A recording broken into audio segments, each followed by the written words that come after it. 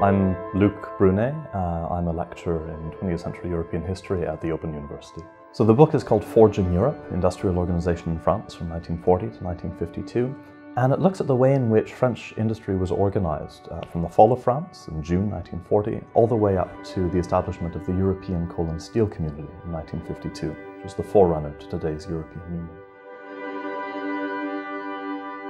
So following the fall of France, the French industry was fundamentally reorganized. And really the central pillars of this new industrial order were called the organization committees. So these were industry-specific offices run by industrialists that were given sweeping powers for the coordination of industry across all of France.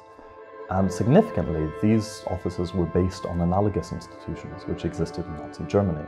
And from the very beginning, these organization committees were meant to foster and facilitate economic collaboration between Vichy France and Nazi Germany. Predictably, the French resistance, led by Charles de Gaulle, was very critical of the organization committees and indeed of most things that the Vichy regime did. And so their initial policy was that the organization committees should simply be abolished as soon as France was liberated. As the liberation actually approached, as the war went on, this policy came to be reconsidered. And so one resistance report recognized that the organization committees were anti-democratic and probably the institutions most characteristic of the Vichy regime. But, they asked, should they be destroyed on principle? And the answer very quickly emerged that no, they shouldn't be destroyed on principle, that the pragmatic value of having some sort of decent industrial organization in France would be better than simply having a vacuum in which economic chaos would reign. So as a result, the organization committees were maintained after the war, after the liberation in 1944.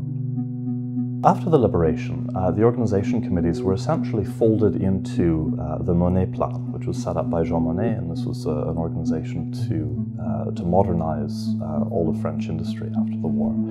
And when setting up the European Coal and Steel Community between 1950 and 52, Jean Monnet essentially used the Mone Plan as an institutional blueprint. So as a result, we have industry-specific offices, namely the Directorates for Coal and for Steel in the ECSC, which were modelled on the organization committees which were maintained in the Mone Plan. In terms of individuals, we also have an example such as that of Léon Daume, who was one of the members of the first high authority of the ECSC, so the equivalent of a European commissioner today. And he had actually accepted a cabinet position in Vichy in 1940 and spent the entire Vichy period running the organization committee for steel. So being involved in these organizations during Vichy wasn't necessarily a hindrance in one's post-war career. In public debate today, when people make reference to the historical origins of the EU, I think it takes one of two forms generally. So there's the Eurosceptic argument that essentially equates the EU with the Nazi domination of the continent.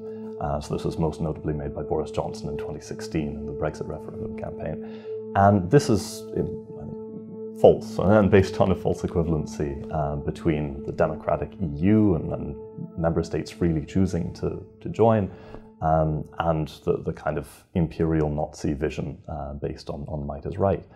On the other hand, supporters of the European Union will make the argument that European integration was entirely a post-1945 process, and one very much in opposition to the kind of nationalism which led to the Second World War. And so I think, according to that argument, we can't admit that there were any continuities from, say, Vichy to French or to post-war European projects such as the ECSC. And the reality, of course, lies somewhere in between. So we have a figure like Jean Monnet, who clearly was anti-Vichy, anti-Nazi. The last thing he wanted to see was anything like the kind of Nazi empire that existed during the Second World War. Yet, he was able to appropriate, or he had no qualms with appropriating these institutions which had been created by Vichy and modelled after Nazi institutions, and using these for the revival of the French economy after 1945, and ultimately in the pursuit of a fundamentally different kind of Franco-German collaboration after the war.